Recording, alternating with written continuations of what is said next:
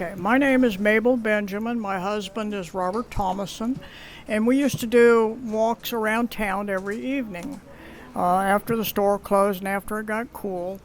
And we walked down here and across the bridge and headed down into the park. And we got coming in through the trees, and we saw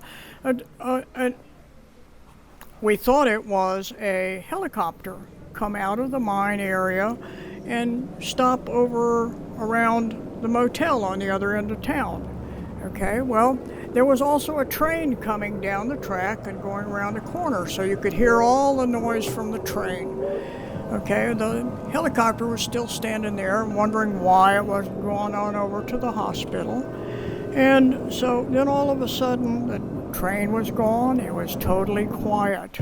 No noise, no flashing lights. Red and white light on the helicopter, but no noise, no flashing lights. And then all of a sudden it went straight up in the air and disappeared into a clear starlit night. And so it's like, wow, look at that. Anyway, we walked on down into the park, and we used to have a bridge that went from that side of the river in the park and came to this side of the river in town. All right, well, we're standing up on that end of the bridge, and here comes another helicopter out of the mine, okay? And it stopped down over the motel.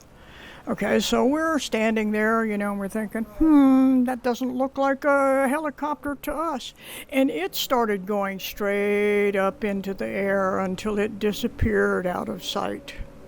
Okay, and I hollered, "Wait, come back!"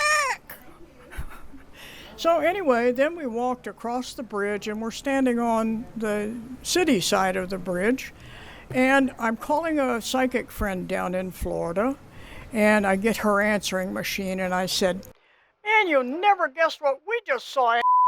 Here comes another one."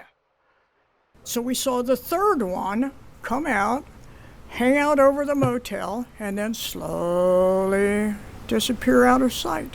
And this is 10 minutes to 10 o'clock, and 10 minutes after 10 at night on Thursday night.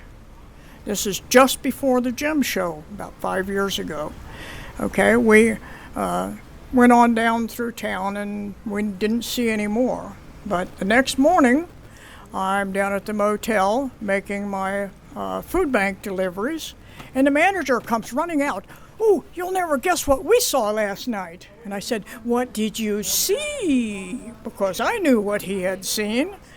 And he said, I ran in and got my binoculars, and I'm standing there looking at it, and it has that classic shape of a saucer, and the top was a red dome, and there were white lights, and then it just slowly went up out of sight. And I said, "What time was that?" And he said, "That was 11 o'clock. And all of the people at the motel had seen that. Okay?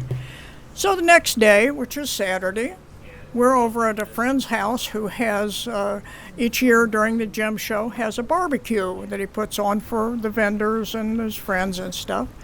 And we're telling the people about what we saw, and they said, "Well, we saw that too."